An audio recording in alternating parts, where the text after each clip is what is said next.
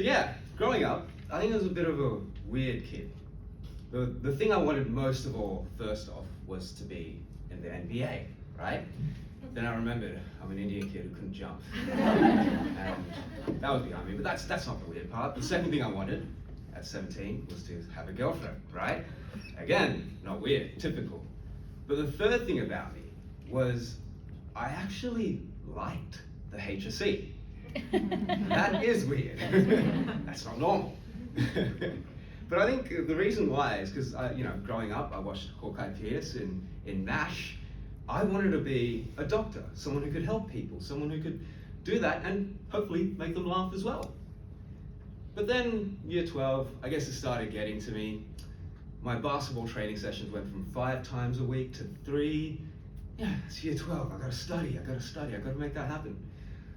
After a while, 3 went to 0. My legs, they felt like lead whenever I was trying to run. But again, it's a HSC. I was just tired, right? Started getting long nosebleeds, stress, probably sleeping under the aircon. And then I started sleeping 16 hours a day. I stopped studying. That's weird. I was a kid who was studying 3 months in advance for exams that were coming up, right? But I think I really knew something was wrong one day when I was sitting in the backyard looking at my house on the recliner, patting my dog's fur, and the phone rang. And my dad, he came out and said, "Nikhil, we need to go to emergency right now." And then we went there.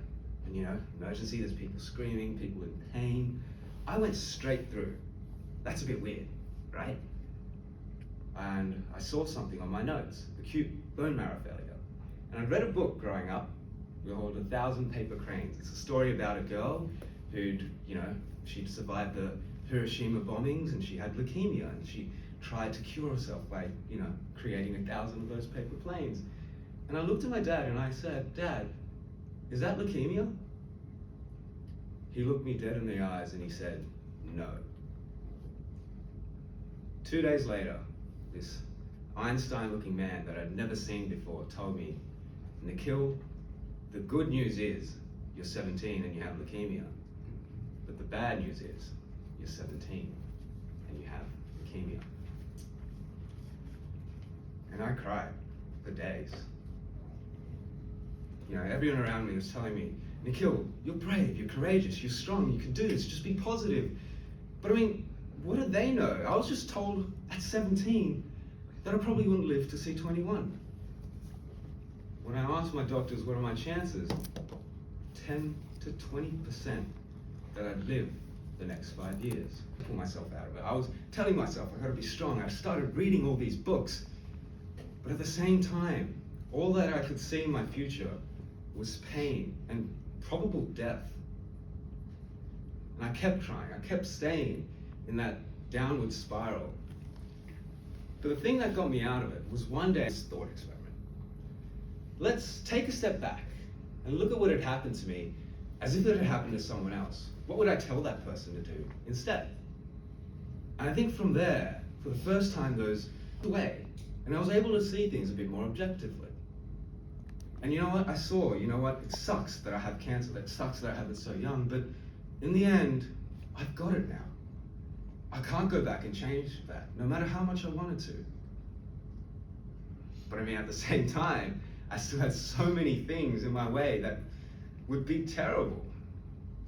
So I took a step back and I questioned why of all my doubts and fears until I found a second better way of looking at things.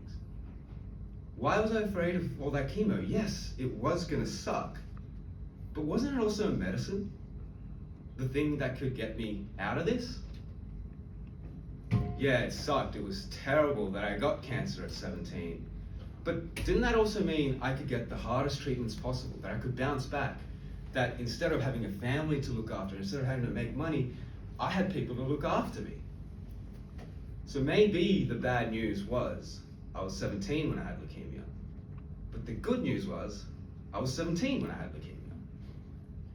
And yeah, I was given terrible chances, 10, 20%. But in the end, wasn't that just that, a chance to get better, to get out of this, to become me again. Now, it wasn't like I just did this and then overnight I became this happy YOLO optimist, right? It doesn't work that way. I still went through so much pain, so much misery. But in those dark times, that process gave me something to look to keep my mind on, to something on my side. And it was doing that over and over again that made it my habit. So it wasn't just with the chemo, just with the stuff I was going through there. I was scared of blood tests, like anything. I needed to get ICU doctors to come out and do it. But in the end, I took a step back and I was like, look, the blood test sucks, right? But it's pain that happens for a second. I was making it so much worse. The biggest pain I was feeling was that fear that I was going through. I lost vision in my left eye just from this random thing called a central retinal venous occlusion once. That sucks. But now I know what to do if it happens to the other eye, because I'm at higher risk of that happening. And yeah, that same sort of process, I kept doing that over and over until it became my habit. When I felt anything terrible, to come back, take that step back, look at all the options that I had from that position, and then remind myself of how I could get through that. And it's because of this that, you know what, I've gotten through all that cancer. I've gone through tragedy after tragedy. I've become a doctor, and yes, yesterday I caught a 73 centimeter kingfish. All on my eye. But yeah, I mean, some of you guys out there, you might be saying, wow, this guy's inspirational. I could never do what he did. But I mean, in the end, take a step back. What I did, it didn't require bravery, courage, willpower. I had none of that at 17. All I did was this 3-4-step process. 1, I took a step back and I looked at what had happened to me objectively. 2, I asked why. I questioned all my doubts and fears until I saw a second perspective, a second path that I could take going forwards that would lead me to being happier and healthier. And from that perspective, it wasn't bravery, it wasn't courage, it wasn't willpower, it just made sense to walk that path that left me happiest and healthiest. And then 3, whenever I found myself going through that doubt, that fear again, I just took that step back and walked myself through that process again until it became a habit, the way that I actually viewed this thing. And 4, I think the most important one, is that I gave myself time. I didn't have to do it overnight. I didn't have to change right then and there. The fact is though, if I was able to take that step back and find that second way of looking at things, more often than not, there's no other outcome other than me being able to deal with it. Now, some of you guys might be thinking, okay, this is what helped him. He's a motivational speaker. This is great for him, but how does it really work, right? Well, in the end, there's actually a lot of science behind it. When you self-distance, when you take a step back, MRIs have shown you send less blood to your limbic, emotional centers in your brain and more to your prefrontal cortex, the problem-solving areas. Neuroplasticity, the same way that you learn how to shoot a basketball shot, that you learn how to throw a ball, you can create the same sort of neural, you can create thought processes in the same way that are positive, that are reinforcing, they're good habits. Neurons that fire together, wire together. Literally, your brain circuits change. And your brain is just like a bunch of electrical pathways. The path of least resistance is the one that you'll take going forwards.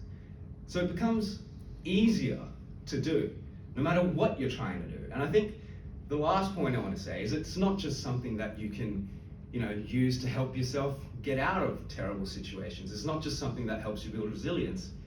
This thought process can help you with so much more. So like, nervousness, fear, anxiety, stress, it's something that we all feel. But I mean, if you take a step back and you look at things, you take that step back and you breathe and you find different ways of looking at things, you realize it doesn't make sense at times. So yeah, exams. We've all been through them. And I used to really, really stress, especially after the cancer. I used to be very, very scared going into these things. The risk that you take, the things that you could lose. But when you take a step back, it doesn't really make sense to fear all that kind of thing, because in the end, that'll just make you perform worse. So why not instead focus on the things that are on your side? Instead of thinking, oh crap, what happens if I fail? Or what happens if I have a bad meeting? What happens if this presentation goes wrong? Think of what could happen if you get it right. You could become a doctor. You could become whatever you want to do. Yeah, you're going through that stress and that worry, and you can't help but have that, right? But what's happening is you're activating your fight or flight response, right? Your fight response there allows, if you can channel that into something more constructive, getting those last minute questions done, asking your friends what you could write in your essay, practicing your speech, your meeting notes, all that kind of stuff in that moment. That reinforces it. That makes you more likely to succeed. So use that. Me, another time, another issue that I have so many complex medical issues. Beyond just the cancer, I have so many chronic health issues. I need a wheelchair to get around longer distances. I've had open heart surgery at 26. I've had all these things. I used to be terrified when I had to go to emergency because these emergency doctors, they didn't know all the medications they on. They didn't know what I was going through. And they had made mistakes in the past, and that was terrifying. But when I took a step back after a while, it got pointed out to me that, you know what? These emergency doctors, they're great at treating emergencies. If I was to die right then and there, they could bring me back to life. So why was I terrified of that? What was it accomplishing? Nothing, other than making me feel worse.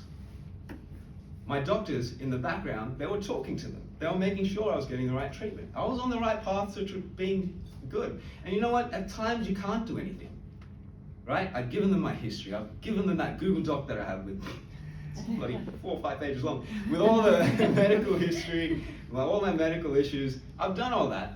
I can't do much more. So let's just chill, watch Instagram reels, play Pokemon, do something to get my mind off things, and just sleep. And that is all I could do at that moment. And that's what, doing that process a few times now, unfortunately, I've had to practice in emergency. Now I'm so chill. I was having a heart attack once, and I was calmly telling the doctors, you know what, I was playing tennis, this is what was going on, I'm on these medications. Mum was stressing the hell out. I was just chilling. A few weeks ago, like in September, I had this massive bleed post-surgery, lost like 500, 700 mils, I was fainting. I packed the wound myself. I drank 2 liters of water. I treated myself before I got there. But that didn't happen overnight, right? That happened over time, right? And practice. Hopefully you guys don't have to practice that way. But dealing with stress, dealing with all that worry, the more you do it, the more actions you take, the better you get at doing that.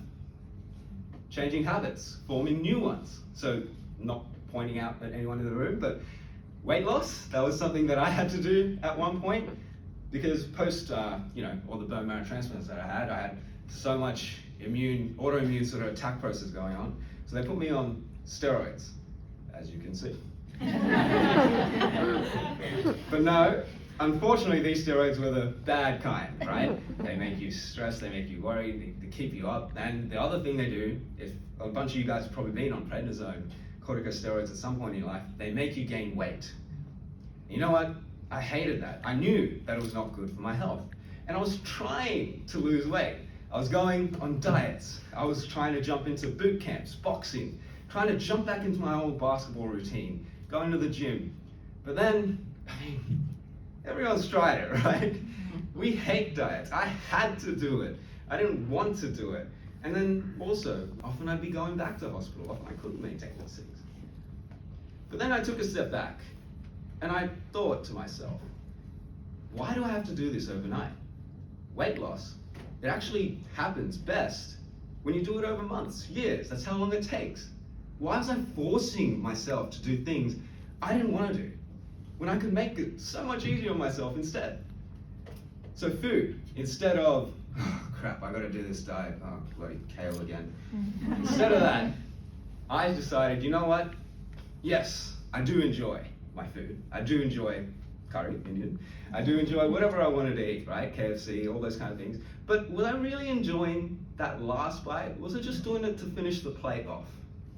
And often it was that. I mean, we grew up. My dad used to say, oh, What about that kid in Somalia who's somehow going to starve because I finished my plate off? Well, first off, the food would be bad by the time I got that. But second, in the end, why was I putting that last 20, 30 cents of rice above my heart getting clogged, right? It doesn't make sense. And the key here is, again, I gave myself, I let it take time. I didn't do it overnight. I didn't force myself. I didn't starve myself at all. What I did was one less spoon every 2 weeks, half a slice of pizza less every 2 weeks. And over time, I knew as well, scientifically, there was no other outcome than me losing weight.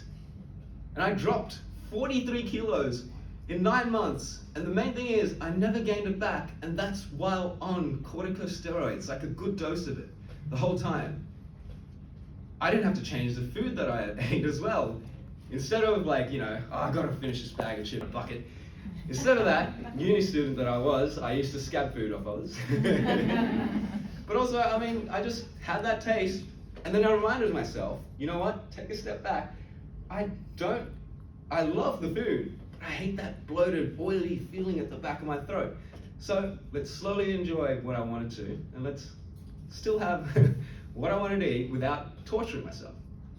Same sort of thing with exercise. I was trying, gymming, boxing, trying to get back into a fit condition, but I physically couldn't do it. So I took that step back and I asked myself, look, why was I torturing myself to do this again? Why not instead do things I liked? I love my fishing, right? So instead of forcing myself to go on walks around the suburb, what the hell is that? I started going to the Georges River, looking at, all the sights and sounds, figuring out where my next fishing spot would be. Instead of like trying to go to the gym, do all that kind of stuff, I started playing basketball with my mates. I made it fun. It's something that I didn't have to do. And then over time, as I kept doing it, as I kept having fun,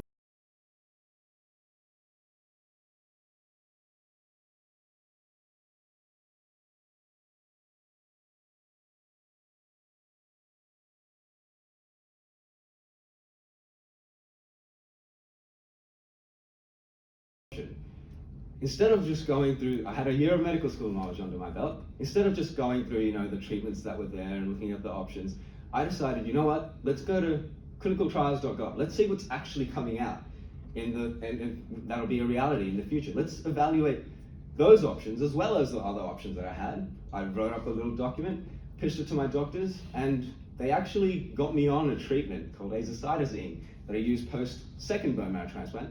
And it's probably a good reason why I'm still here today with my company, Beam Health. So I lost 2 friends to preventable complications within a couple of weeks. One, she fell. She was under 30. She fell in the bathroom. She wasn't seen until the next morning. She had a massive stroke at that point and died. And another friend, he developed sepsis. He had an amputation, and he was immobile in his bed. And he had so many pressure sores on him, he had an infection come out from that. And from there, I was like, you know what, I need to do something. I need to go out. Let's look at the hospital bed, right? That hasn't been changed in so many years. And I tried. I got some engineers together. I was like, let's build something that's so cool that'll change all of this, that could detect all these problems. But then I realized after a while of doing this, that you know what, there are billion-dollar companies that are doing this already. Right? And they haven't succeeded in making an impact. So where could I come in as a small dude? And I thought back to my own experiences. I asked other people what they're going through, and I was like, look, between chemos, I could have really used a hospital bed, right? Post my heart surgery, when I couldn't even get up without getting an elbow out and pulling myself up, it was pretty unsafe at times. What I needed was a hospital bed at home. The reason we didn't have one was, first off, they're thousands of dollars, and second, it's so hard to get this massive clunky thing in your house, and then what do you do with it afterwards, right? So instead, what we did is we took a step back, we looked at all the options that are out there, and we're like, you know what hasn't been done? Creating a device that you can put under your own mattress and attach to your bed frame that could lift you up for a fraction of the price. And and you could flat pack it as well, and you can ship it out to people. So that's the idea there. With our sensor mat that we were trying to develop, instead of trying to create the same thing that people were doing, like a the issue with that is that when you create a 10 by 10 centimeter square, for instance, you need 100 sensors, right? When you expand that to the size of a whole bed, 200 by 100, that's 20,000 sensors at, $1 a pop. That's the reason why we can't track movements, and we don't track movements of people in bed. That's why we can see falls coming out of bed. We can't predict when pressure sores are happening. So me and my engineers, we got together and we looked at the literature, we looked at what was out there, and we're like, you know what? We don't need to detect every single point, we need to detect movement. So stretch and how that changes is what we could do instead. And the price of doing that, instead of being, tens of thousands to scale it up in size, it's just the cost of that material. And so that's called PeemSense, and that's a world first, affordable movement and pressure injury and fall detection unit that we want to get to people's homes, not just hospitals. And then near maps, the Google Maps for accessibility. So I can't get around that easily. And I was trying to get to a tutorial at Blacktown Hospital, and I had to ask my friends, where's the parking? Where's the ramp? How do I get there? I was looking at Google Satellite on how to do it, and it was impossible for me. And that's at a hospital, right? Where disabled people are going all the time. So we're like, okay, let's look at what we can do. Let's create this app where people can crowdsource. We can get people to let you know where parking is, where ramps are, where accessible bathrooms are, quiet hours, things like that. And we were doing that, and it was going well. But then we looked at, why hasn't this been done before? Why hasn't it been, you know what, it has. But the problem is you need volunteers to go out. You need them to go out and put this information in, and that's really tough to maintain and do. So what we've done is we're creating something that hopefully adds value to our customers. And those customers, councils, government, businesses, and places like hospitals. So to councils, we talked to them, we realized that first off, they wanted to know where hazards are so they could reduce liabilities, right? So that became a feature. Second, events, maps, maps of the actual buildings, events, how to get into it. We realized that there's a big, need for something that could do that. Right now, it costs you $5,000, $10,000 to map a single building because you have to go in and do that. We've now created software which can import CAD files and essentially create that indoor map, and that you can add features to easily. So the idea is we can give that out for like a fraction of the price, and then use that to help monitor events. And what you can do is, instead of telling people how to get into your car park, which is so hard to do. No, I'm not pointing any fingers. No, but I mean, it's a tough thing to do, right? But if you could get that into an app, if you could let people know, like, at your event, at your night market, how people can park and things like that, that'll be super helpful. And then hospitals, yeah, it's great. They should be going out and making their hospitals more accessible with a digital map. But our pitch to them is, you know what? 33% of your first appointments are late because the person couldn't get to your place. 11%, they just don't turn up, often because of that too. And then businesses, imagine if, because this app, it's not just useful for people like me. If you want to go to a restaurant, if you want to go to a theater, how do you know where to park? So imagine if you could get an offer out to people as they're walking right past your door. That's what we can offer to businesses as well. And that's the idea behind it all, trying to create value, trying to make it helpful. And I hope something that I said today helps you guys out, because I've been called for time. But yeah, thank you guys, and yeah, I want to let you know. Yeah.